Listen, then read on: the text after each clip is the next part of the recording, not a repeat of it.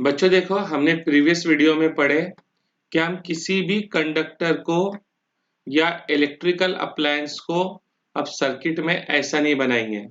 जैसा किसने बोला कि a conductor of length L and area of cross section A is connected with a battery of V volt। तो बेटा अब देखो, हम जो सर्किट डायग्राम में कंडक्टर को ऐसा नहीं बनाएंगे, हम कंडक्टर की जगह पे उसका रेजिस्टेंस बना देंगे। ये उसका रेजिस्टेंस, और ये किससे कनेक्टेड है? V वोल्ट की बैटरी से कनेक्टेड है। अभी बैटरी से कनेक्टेड है तो बेटा बैटरी से कुछ करंट निकालेगा, और करंट बेटा बैटरी के पॉजिटिव से कहाँ पे जाता है? नेगेटिव के तरफ।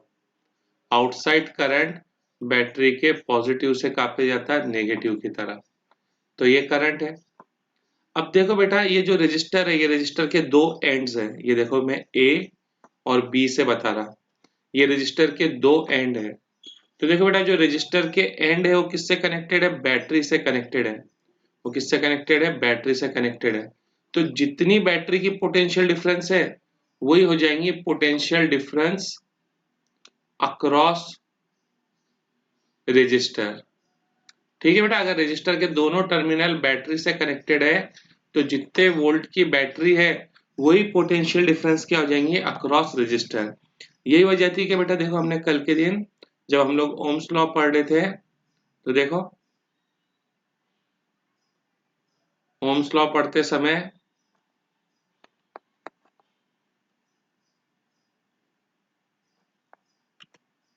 ये देखो, जैसा ये कंडक्टर था, ये देखो, ये कंडक्टर के एंड्स है, ये कंडक्टर के एंड है। ये कंडक्टर के एंड किससे कनेक्टेड थे बेटा? बैटरी से। देखो ना बेटा, देखो ये वाला एंड बैटरी के पॉजिटिव टर्मिनल से कनेक्टेड है, और ये वाला एंड बैटरी के नेगेटिव से कनेक्टेड है। तो बैटरी 10 वोल्ट की थी, तो कंडक्टर के अक्रॉस पोटेंशियल डिफरेंस कितनी हुई थी? 10 वोल्ट। यहाँ पे देखो बेटा, कंडक्टर के एंड किससे कनेक्टेड है? बैटरी से। तो बैटरी कितने वोल्ट की थी? 20। तो कंडक्टर के अक्रॉस पोटेंशियल डिफरेंस कितनी हो गई थी? 20 वोल्ट। यहाँ पे भी देखो, कंडक्टर के एंड बेटा किससे कनेक्टेड है? बैटरी से। तो बैटरी 30 वोल्ट की थी, तो कंडक्टर के अक्रॉस पोटेंशियल डिफरेंस भी कितनी हो गई थी? 30 हो गई थी। तो अगर बेटा कंडक्टर, और कंडक्टर को हम लोग डायग्राम में किससे रिप्रेजेंट करते हैं? उसके रेजिस्टेंस से। तो अगर रेजिस्टेंस के दोनों टर्मिनल बैटरी से कनेक्टेड है तो जितने वोल्ट की बैटरी है उतनी ही पोटेंशियल डिफरेंस हो जाएंगी अक्रॉस दी रेजिस्टर। तो यहाँ पे बेटा जो हमारा रेजिस्टर है, इसके दोनों टर्मिनल बैटरी से कनेक्टेड है, तो बैटरी V वोल्ट की है, तो रेजिस्टर के अक्रॉस पोटेंशियल डिफरेंस कितनी हो जाएंगी? V वोल्ट हो जाएंगी। और बेटा इस रेजिस्टर से कितना करंट फ्लो कर रहा? तो बेटा रेजिस्टर से I करंट फ्लो कर रहा। तो ओम्स लॉ के हिसाब से बेटा potential difference equal current multiply by resistance. तो यहाँ पोटेंशियल डिफरेंस कितनी है बेटा? V, करंट है I, और रेजिस्टेंस है R, यानी कि V इक्वल I R। ये ओम्स लॉ है बेटा। ठीक है, ओम्स लॉ बच्चे इसको ही रट्टा मार लेते हैं, नहीं, हमको इसको याद करना है। Potential difference equal current multiply by resistance. तुम जो रजिस्टर ले रहे, तुमको उस रजिस्टर में फ्लो होने वाला करंट लेना है और उस रजिस्टर के अक्रॉस की पोटेंशियल डिफरेंस लेना है। ठीक है बेटा, अभी मैं पहले आज थ्योरी खत्म करता बेटा ये टॉपिक की, फिर हम लोग न्यूमेरिकल्स एक साथ करेंगे। तो चलो टॉपिक स्टार्ट करते हैं। बेटा टॉपिक है combination of resistors. Combination of resistors, यानी रेजिस्टर्स को हम कैसा जोड़ सकते हैं बेटा? तो पहला तरीका है पैरेलल कॉम्बिनेशन। पैरेलल कॉम्बिनेशन, देखो बेटा यहाँ पे 3 रजिस्टर है, ये 3 रजिस्टर बनाया बेटा मैंने, R1, R2 और R3। ये 3 रजिस्टर है। इन तीनों की बेटा एक एक टर्मिनल को, ये देखो तीनों के एक एक टर्मिनल को एक कॉमन पॉइंट पे जोड़ दो। देखो इन तीनों की एक एक टर्मिनल को मैंने एक कॉमन पॉइंट ए पे जोड़ा, और जो बची हुई टर्मिनल है, दूसरी टर्मिनल है इनकी, इनको भी एक कॉमन पॉइंट पे जोड़ लो। तो ये कॉमन पॉइंट बी पे जोड़ा। ठीक है, तो इस टाइप का कनेक्शन कहलाता पैरेलल कॉम्बिनेशन, जिसमें हर रजिस्टर की दोनों टर्मिनल जुड़ी हुई है। देख जैसा बेटा R1 के दोनों एंड R2 के दोनों एंड से जुड़े हैं, R1 के दोनों एंड देख बेटा R3 के दोनों एंड से जुड़े हैं। उसी तरीके से देख बेटा जो R2 है, R2 के दोनों एंड देख R1 से भी जुड़े हैं और R2 से भी जुड़े हैं। देख R2 के दोनों एंड R1 से भी जुड़े हैं और R3 से भी जुड़े हैं। तो बेटा ऐसा कनेक्शन जिसमें हर रजिस्टर के दो दो टर्मिनल क्या होते हैं, जुड़े रहते हैं, उसको हम लोग बोलते हैं पैरेलल कॉम्बिनेशन। क्या बेटा बात समझ में आई? देख कोई भी रजिस्टर उठा के देख ले, देख R3 के देख दोनों एंड R2 के दोनों एंड से जुड़े हैं और R1 के भी दोनों एंड से जुड़े हैं। तो हम लोग बोलेंगे कौन सा कॉम्बिनेशन है, पैरेलल कॉम्बिनेशन है। तो बेटा हमने क्या करे, जितने भी रजिस्टर थे उनका एक एंड, जैसे R1 R2 R3, इनका बेटा एक एंड कहाँ पे जोड़ दिया बेटा, ए पे, और दूसरा एंड कहाँ पे जोड़ दिए, बी पे। और बेटा क्या करे हमने, इस ए और बी पॉइंट के बीच में बैटरी लगा दी है। ए और बी पॉइंट के बीच में हमने बैटरी लगा दी है। कितने वोल्ट की बैटरी लगा दी है बेटा, आपने V वोल्ट की बैटरी लगा दी है। ठीक है, तो हम लोग बोलते हैं let R1 R2 and R3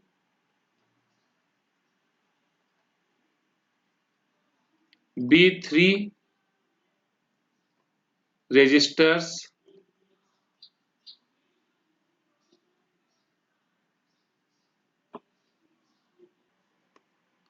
connected as shown in figure। connected as shown in figure। ठीक है, अब बेटा मैं यहाँ कुछ चीजें लिख रहा, जैसे रेजिस्टेंस, पोटेंशियल डिफरेंस और करंट। बेटा हमारे पास रेजिस्टेंस है R1 R2 R3। अब बेटा पोटेंशियल डिफरेंस, तो देख बेटा R1 के दोनों एंड, देख R1 के दोनों एंड किससे कनेक्टेड है, बैटरी से कनेक्टेड है कि नहीं बेटा? R1 के दोनों एंड बैटरी से कनेक्टेड है। तो बेटा जो बैटरी की पोटेंशियल डिफरेंस रहेंगी वही पोटेंशियल डिफरेंस अक्रॉस R1 हो जाएंगी। तो बेटा बैटरी V वोल्ट की है, तो R1 के अक्रॉस पोटेंशियल डिफरेंस कितनी हो जाएंगी, V हो जाएंगी। इसी तरीके से बेटा देखो जो R2 है, R2 के भी दोनों एंड किससे कनेक्टेड है, बैटरी से कनेक्टेड है। देखो R2 के भी दोनों एंड किससे कनेक्टेड है, बैटरी से कनेक्टेड है। तो जितने वोल्ट की बैटरी है उतनी पोटेंशियल डिफरेंस क्या हो जाएंगी, अक्रॉस R2 हो जाएंगी। तो V वोल्ट की बैटरी है तो R2 के अक्रॉस पोटेंशियल डिफरेंस कितनी हो जाएंगी, V वोल्ट हो जाएंगी। इसी तरीके से बेटा देखो जो R3 है, R3 के भी दोनों एंड किससे कनेक्टेड है बेटा, इसके भी दोनों एंड बैटरी से कनेक्टेड है। तो बैटरी V वोल्ट की है तो R3 के अक्रॉस पोटेंशियल डिफरेंस कितनी हो जाएंगी, V हो जाएंगी। क्या बेटा क्लियर है?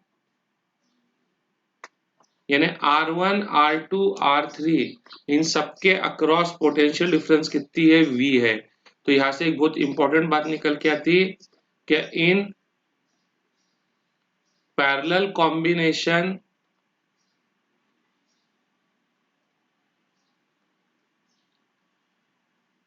potential difference across all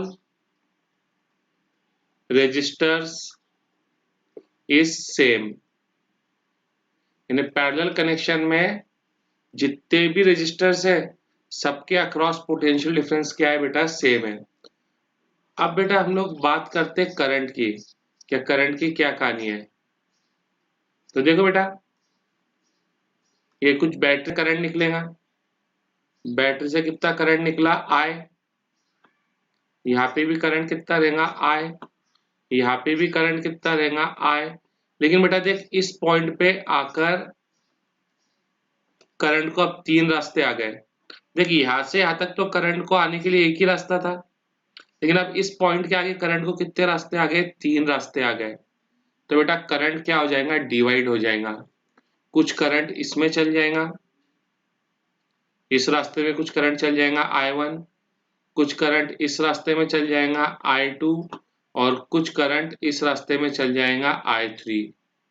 यानी पैरेलल कॉम्बिनेशन में करंट क्या हो गया? डिवाइड हो गया। समझ में आया ना बेटा? देखिए यहाँ से यहाँ तक, A तक, बैटरी के पॉजिटिव टर्मिनल से A तक एक ही रास्ता है करंट के लिए, लेकिन A के आगे करंट के पास कितने रास्ते हैं? तीन रास्ते हैं। तो करंट तीन रास्तों में डिवाइड हो जाएगा। ठीक है, तो ये बात भी हम लोग यहाँ लिख लेते हैं। In parallel combination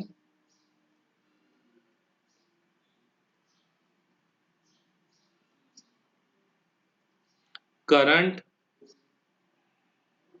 gets divided among the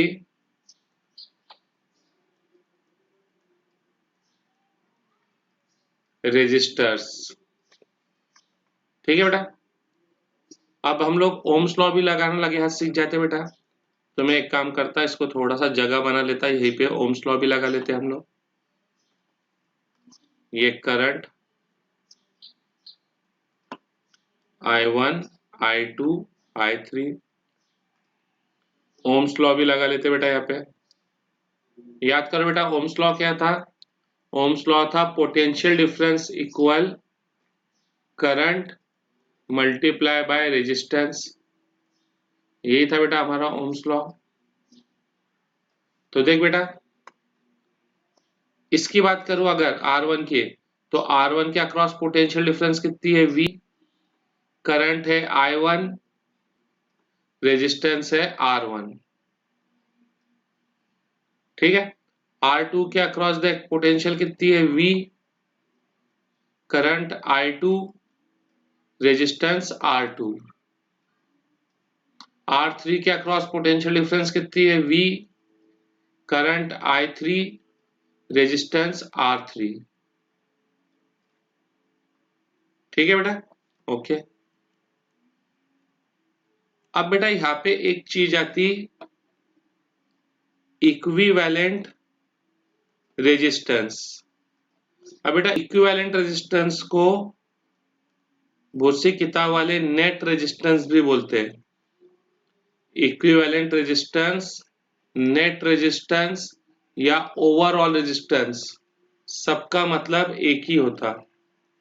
ठीक है बेटा, तो देख इक्विवेलेंट रेजिस्टेंस का मतलब होता कि ये तीनों रेजिस्टर को हटा दे, ये तीनों रेजिस्टर को हटा दे और एक अकेला रेजिस्टर लगा, इन तीनों को हटा दे और एक अकेला रेजिस्टर लगा। बैटरी को मत चेंज कर, बैटरी V वोल्ट की थी तो अभी भी बैटरी V वोल्ट की ही रख। क्या कर, इन तीनों को हटाकर एक सिंगल रेजिस्टर लगा दे, बैटरी मत चेंज कर। पहले बैटरी V वोल्ट की थी, अभी भी बैटरी V वोल्ट की रख। देख, अब ये तीनों मिलकर बैटरी से कितना करंट निकालते थे? I। तो जो इनका इक्विवेलेंट है वो अकेला ही V वोल्ट की बैटरी से कितना करंट निकालेगा? I करंट निकालेगा। क्या बात समझ में आ रही बेटा? इक्विवेलेंट का फंडा क्या है कि जितने भी रेजिस्टर्स है R1, R2, R3, इन सबको हटा दे, इन सबको हटाकर एक सिंगल रेजिस्टर लगा। अब ये R1, R2, R3 मिलकर V वोल्ट की बैटरी से कितना करंट निकालते थे? I। तो ये जो अकेला रेजिस्टर है, इसने V वोल्ट की बैटरी से कितना करंट निकालना चाहिए? I निकालना चाहिए। तो वो कहलाएगा तेरा इक्विवेलेंट रेजिस्टेंस या नेट रेजिस्टेंस या ओवरऑल रेजिस्टेंस। तो बेटा इक्विवेलेंट रेजिस्टेंस क्या हुआ? Replace replace all resistors with single register such that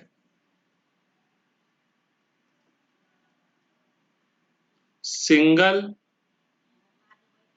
register will draw the same current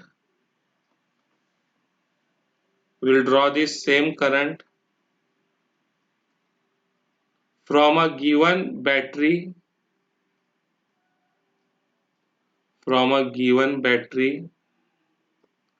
as drawn by the number of resistors। यानी जैसे R1, R2, R3 मिलकर V volt की battery से I current निकालते थे, तो एक अकेला रजिस्टर जो कि V वोल्ट की बैटरी से I करंट निकाले तो वो रजिस्टर कहलाएगा इनका इक्विवेलेंट रजिस्टर। अब देख बेटा, इसको भी ओम्स लॉ लगा लेता मैं। ओम्स लॉ, बोल ओम्स लॉ क्या होता? Potential difference. तो देख बेटा, ये रजिस्टर के दोनों एंड किससे जुड़े ले? बैटरी से। देखना, इसके दोनों एंड किससे जुड़े हैं? बैटरी से जुड़े हैं। तो जो जितने वोल्ट की बैटरी है उतने अक्रॉस इसके क्या हो जाएंगी? पोटेंशियल डिफरेंस हो जाएंगी। यानी V वोल्ट की बैटरी है तो इसके अक्रॉस पोटेंशियल डिफरेंस कितनी हो जाएंगी? V। तो ओम्स लॉ क्या होता है? पोटेंशियल डिफरेंस जो कि V है इक्वल I, यानी करंट कितना है? I है, मल्टीप्लाई बाय रेजिस्टेंस। यहाँ पे रेजिस्टेंस कितना है? RP। क्या क्लियर है बेटा? अब देख बेटा,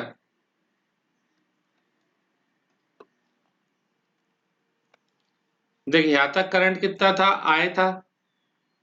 ये A पॉइंट तक करंट कितना था? I था। फिर बेटा ये जो I है यहाँ पे आके तीन हिस्सों में बढ़ गया, I1, I2 और I3। तो मैं ऐसा लिख सकता बेटा, I equal I1 plus I2 plus I3, बिल्कुल लिख सकता बेटा मैं, ठीक है। अब देख बेटा, यहां से देख, ये इक्वेशन को देख, यहां से मैं I की वैल्यू निकाल लेता, तो यहां से I की वैल्यू हो जाएंगी बेटा V अपॉन RP। यहां से देख बेटा, यहां से I1 की वैल्यू हो जाएंगी V अपॉन R1। यहां से देख I2 की वैल्यू हो जाएंगी V अपॉन R2। और बेटा यहां से देख I3 की वैल्यू हो जाएंगी V अपॉन R3। क्या बेटा बात समझ में आई है? अब देख बेटा, I की जगह पे लिख V अपॉन RP, I1 की जगह पे लिख V अपॉन R1, I2 की जगह पे लिख V अपॉन R2, I3 की जगह पे लिख V अपॉन R3। तो ये हो जाएगा V अपॉन RP। इन सब में से V कॉमन निकाल लो, इन सब में से V कॉमन निकाल लो, तो ये हो जाएगा 1 upon R1 plus 1 upon R2 plus 1 upon R3। तो ये V और ये V क्या हो गया बेटा? कैंसल हो गया। तो क्या बचा? 1 upon RP equal 1 upon R1 plus 1 upon R2 plus 1 upon R3। अब बेटा RP क्या है? इक्विवेलेंट रेजिस्टेंस है। और 1 अपॉन RP क्या हो जाएगा? RP क्या है बेटा? इक्विवेलेंट रेजिस्टेंस है। और 1 अपॉन RP क्या हो जाएगा? उसका रेसिप्रोकल। तो ये चीज है हमारा रेसिप्रोकल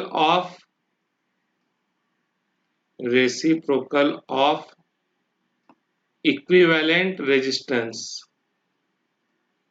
ठीक है। और ये क्या है बेटा? ये भी रेसिप्रोकल है। किसका? R1, ये रेसिप्रोकल है R2 का, ये रेसिप्रोकल है R3 का, ठीक है।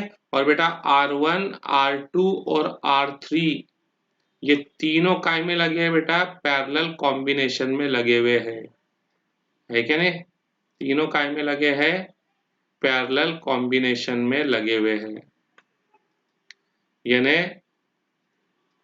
जो पैरेलल कॉम्बिनेशन के इक्विवेलेंट का रेसिप्रोकल है जो पैरेलल कॉम्बिनेशन के इक्विवेलेंट का रेसिप्रोकल है वो कॉम्बिनेशन में लगे एक एक के रेसिप्रोकल का सम है। बात समझ में आ रही है? तो देख, इन पैरेलल कॉम्बिनेशन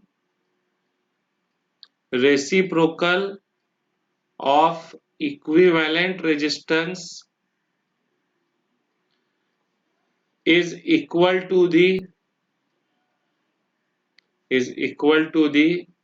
sum, इसके बराबर होता है sum के, is equal to the sum of the reciprocal of individual resistance in parallel combination। यानी बेटा पैरेलल कॉम्बिनेशन में जो इक्विवेलेंट का रेसिप्रोकल है वो एक एक रेजिस्टर के रेसिप्रोकल का सम है। क्या बात समझ में आई? पैरेलल कॉम्बिनेशन में जो इक्विवेलेंट का रेसिप्रोकल है वो कॉम्बिनेशन में लगे एक एक रेजिस्टेंस के रेसिप्रोकल के सम के बराबर है। क्या क्लियर है बेटा? देखो बेटा, जैसे यहाँ पे हमारे पास एक रेजिस्टर है 2 ओहम, 3 ओहम और 6 ओहम। अब ये तीनों रेजिस्टर बेटा काय में है? पैरेलल में। हमने इसको R1 बोले, इसको R2 बोले, इसको R3 बोले। ठीक है, तो यहाँ पे R1,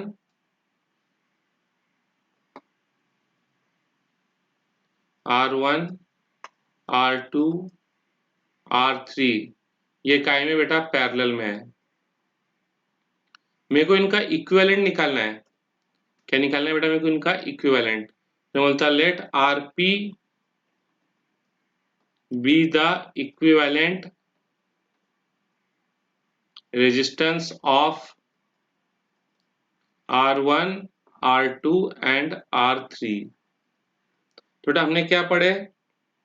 क्या इक्विवेलेंट का रेसिप्रोकल जो एक एक रेजिस्टर है इनके रेसिप्रोकल के सम के बराबर रहता। इनके रेसिप्रोकल के सम के बराबर रहता। तो देखो 1/R1 कितना है? R1 है 2, R2 है 3, R3 है 6। 2, 3 और 6 इसका एलसीएम कितना हो जाएगा? 6। यहाँ मल्टीप्लाई करेंगे 3 से, यहाँ 2 से, यहाँ 1 से, तो ये हो जाएगा 1/Rp। 1 3 जा 3, 1 2 जा 2, 1 1 जा 1, एलसीएम आया था 6। तो देख बेटा 6/6, यानी बेटा 6/6 का मतलब कितना हो जाता है? 1। क्रॉस मल्टीप्लाई तो Rp इक्वल 1 ओहम। कैसे निकाला बेटा? समझ में आया? अब देख बेटा इसमें एक बात समझ, यहाँ पे कौन कौन से रेजिस्टेंस थे? 2, 3 और 6। और देख जो हमारा इक्विवेलेंट आया वो कितना आया? 1 ओहम। यानी इन तीनों में सबसे छोटा कौन था? इन तीनों में सबसे छोटा 2 ओहम था। और जो हमारा इक्विवेलेंट आया ये उससे भी छोटा आया। बेटा ये भी बहुत इंपॉर्टेंट बात है। In parallel combination equivalent resistance is smaller than the smallest resistance in the combination। यानी कॉम्बिनेशन में जो लगा हुआ सबसे छोटा रेजिस्टर है हमारा इक्विवेलेंट क्या आता बेटा? उससे भी छोटा आता। देखो जैसा यहाँ सबसे छोटा कौन था? 2 ओहम, तो हमारा इक्विवेलेंट क्या आया बेटा? उससे भी छोटा आया। ये बात याद रखनी है। अब बेटा अगर दो ही रजिस्टर है, ऐसे दो रजिस्टर है R1 और R2, दो रजिस्टर है और दोनों पैरेलल में है, तो तुमको इनका इक्विवेलेंट निकालना है, तो बेटा फिर दो ही है, तो फिर हम लोग लिखेंगे 1/R1 प्लस 1/R2। रट्टा मत मारोगे 1/R1 प्लस 1/R2, दो है तो भाई दो तक। अगर ऐसा है कि यहाँ पे ऐसे चार रजिस्टर है, ये चार रजिस्टर है R1, R2, R3, R4 और ये चारों पैरेलल में है, तो फिर जो इक्विवेलेंट का रेसिप्रोकल है वो एक एक के रेसिप्रोकल के सम के बराबर रहेगा। दो है तो गिनती R2 तक लेके जाओ, तीन है तो गिनती R3 तक लेके जाओ, चार है तो गिनती R4 तक लेके जाओ, पांच है तो गिनती R5 तक लेके जाओ। क्या बेटा क्लियर हो रहा? अच्छा, अब एक और चीज देख बेटा, जैसा ये एक रजिस्टर है R और ये भी R है बेटा, दोनों R है और दोनों पैरेलल में है, ठीक है, तो इनका इक्विवेलेंट कितना आएगा? तो देख बेटा, हम बोलेंगे इक्विवेलेंट का रेसिप्रोकल क्या रहेगा, कॉम्बिनेशन में कौन लगा है R, इसका रेसिप्रोकल, दूसरा कौन है R, इसका रेसिप्रोकल, तो ये हो जाएगा 1/R इक्विवेलेंट, 1 और 1 2, एलसीएम निकालने की जरूरत नहीं है, 2/R, दोनों साइड को क्या करो, या तो भाई चलो क्रॉस मल्टीप्लाई कर दो, यानी R इक्विवेलेंट हो जाएगा R/2। अब फिर से देख, यहाँ पर भाई एक जैसे तीन रजिस्टर है और तीनों पैरेलल में लगे ले, एक जैसे तीन है और तीनों पैरेलल में लगे, तो भाई इक्विवेलेंट कैसा आएगा, 1/इक्विवेलेंट। देख कॉम्बिनेशन में ये है तो इसका क्या ले ले रेसिप्रोकल, प्लस दूसरा ये है तो इसका रेसिप्रोकल, प्लस तीसरा ये है तो इसका रेसिप्रोकल, तो ये हो जाएगा 1 2 3, 3/R, क्रॉस मल्टीप्लाई, तो ये हो जाएगा 3R इक्विवेलेंट इक्वल R, यानी R इक्विवेलेंट हो जाएगा R/3। तो देख बेटा, अगर एक जैसे दो है, एक जैसे दो है तो इक्विवेलेंट कितना आता, R/2, है ना। देख अगर एक जैसे तीन है तो भाई कोई भी एक को लिख ले और अपॉन में क्या लग जाता, तीन। अब बेटा वैसे ही मैं तेरे को बोलूं कि यहाँ पे n रजिस्टर्स है, कितने रजिस्टर्स है, n रजिस्टर्स है,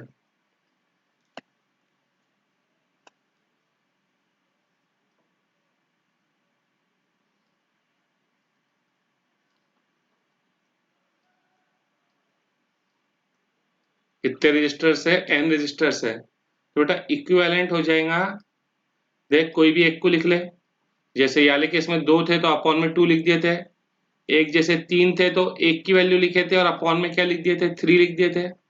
अब यहाँ पे n है तो एक की वैल्यू लिख ले और अपॉन में n लिख ले, ये हो गया R इक्विवेलेंट, ठीक है। याद रहेंगे बेटा पैरेलल कॉम्बिनेशन, ये बिल्कुल इंपॉर्टेंट पॉइंट याद रखना, पैरेलल कॉम्बिनेशन के अंदर जो ओवरऑल रेजिस्टेंस रहता वो बहुत कम रहता, क्यों, क्योंकि उसकी वैल्यू छोटे से भी क्या आती है, छोटी आती है, ठीक है। नोट करो बच्चों,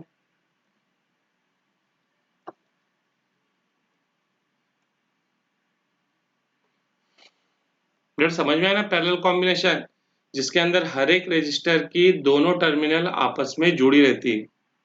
एक और बात याद रखो कि पैरेलल कॉम्बिनेशन में हर एक रजिस्टर के अक्रॉस पोटेंशियल डिफरेंस क्या रहती है, सेम। क्या डिवाइड हो जाता, करंट डिवाइड हो जाता। फिर हमने क्या पढ़े, इक्विवेलेंट रेजिस्टेंस।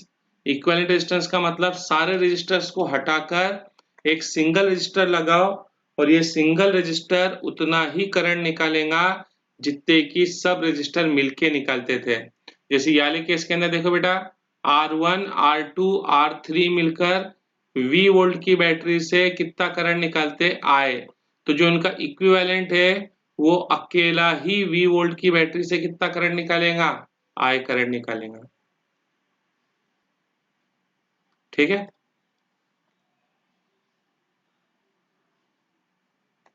नोट कर लो बच्चों।